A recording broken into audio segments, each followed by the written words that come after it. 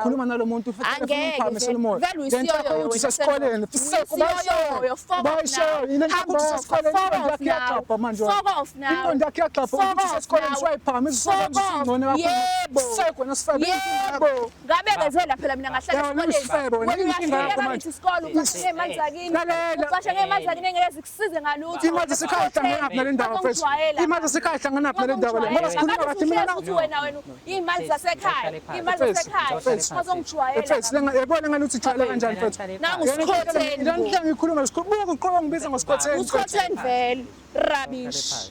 Nayinje yabo. Yazi mina lokho engiqala ukukhuluma la ayikho into esengiyizwile endisenze niyaxabana.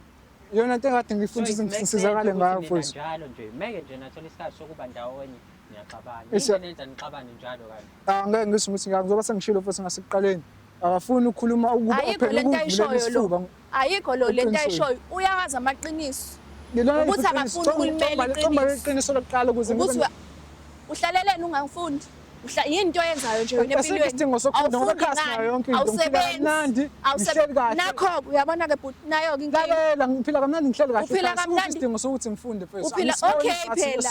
Okay phila kamnandi ke wedwa kungangifaki mina. Lalela ngoba sakhuluma manje. Ayikho nje into engizoyikhuluma nawe angisakudingi wena empilweni yami. Awusangidinga empilweni yami. Yebo. Ngoba uzazi ukuthi ufunani ngeke ngibe yona inkinga yakho lezi zinto ezinhle ezohlala zikugeja ngaso sonke isikhathi kangakuthi uyazi ukuthi ngigejwe imali yakini ngigejwe yini imali yakini useva sithi yona nje ngasekhaya hayibo uzongihlanyela mina uzongihlanyela mina uNSFAS ungifundisa ungalingi akukho la ngikusupport khona ngithi nawe uyazi ukuthi ngiyakulekelela usukukhonjoba ngesibhamu usukuthanda njengesithanda sami ngifuna sakuthanda ukwenza thatha leyo mali yakini uhambe esikoleni uyofunda ube nento ephathekayo ephathekayo ube nento ephathekayo ungazongitshela nje lento ongitshela yona oh usuyafunda usuright usubona ukuthi usuphumelele ayikho nje mina into engayikhuluma nawe hawu awunalutho ozazi nokuthi umephi empilweni ufuna wena uyazazi ukuthi usunalo ukufunda nje ngoba nemfundo yakho kahle iyakuhlanyisa phela right okay ngicela singadlala wena phela ngoba manje benikhuluma nobabili ayikho into engizwayo